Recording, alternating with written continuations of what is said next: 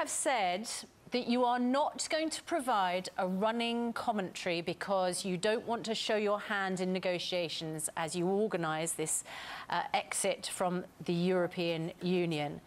However, there is this sort of one overwhelming problem, I think, that people see, which is that you have said that you want to take back control of borders, put a restriction on the freedom of movement of workers and people around the European Union. And both the EU President and the European Council President have said we cannot have a la carte access to the single market and all its economic benefits if we cut down on freedom of movement. So how are you going to wriggle out of that one? Well, first of all, Susanna, thank you very much for welcoming me to your programme for the first time as Prime Minister, and it's very good to be joining you. The question you ask relates to the verdict of the British people on the 23rd of June, because the message that people gave us in June was not just that they wanted us to leave the European Union, but obviously for a lot of people, the issue of migration from the rest of the EU into the UK was a key issue, and they want control on the movement of people from the European Union member states into the UK. We will deliver on that control. And I think when you look at the contrast that you're drawing there, actually we need to look at this negotiation in a different way. This isn't about saying, well, we're coming out of the European Union, but what bits of membership do we keep? It's saying when we leave the European Union, we will be that independent, sovereign country, and we will be negotiating a new relationship with the European Union. I want that to be a good one in terms of trade. I want British businesses to be able to trade in and trade with the European Union and operate within the European Union.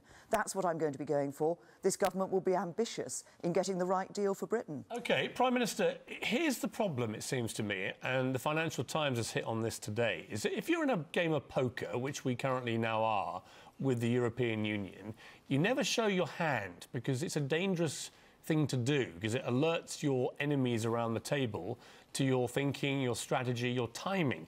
There is a sense that by now saying, right, we're going to trigger Article 50 in March, and then 2 years after that we exit, you've now alerted our rivals around that negotiating table to your timing, to your strategy, which will give them an advantage and the ability, should they want to do this, to run the clock down, get to the end of that 2-year period and really screw us as a country on the negotiations.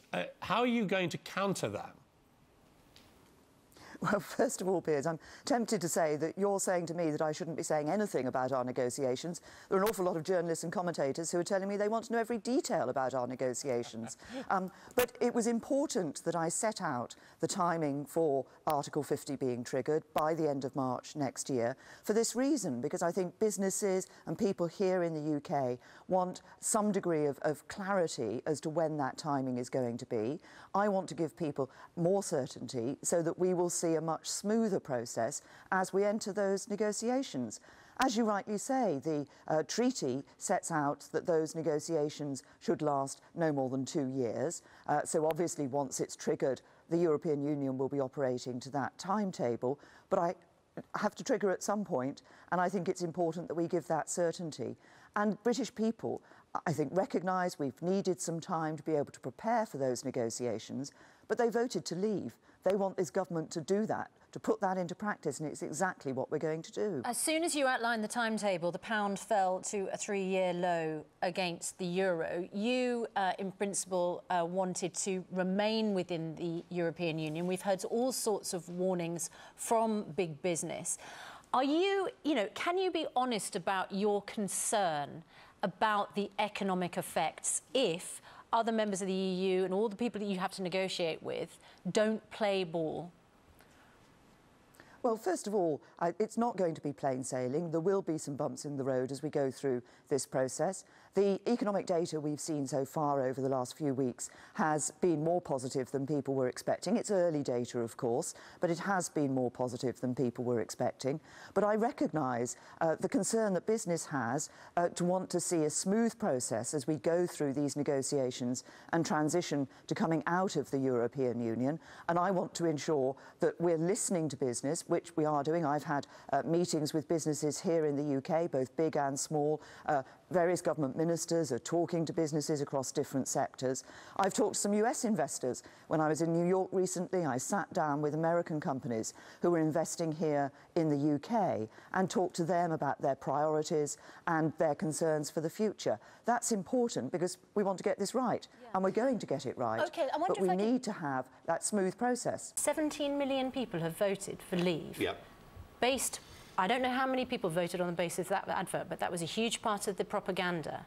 You're now saying that's a mistake? We have a £10 billion a year, a £34 million a day featherbed that is going to be free money that we can spend on the NHS,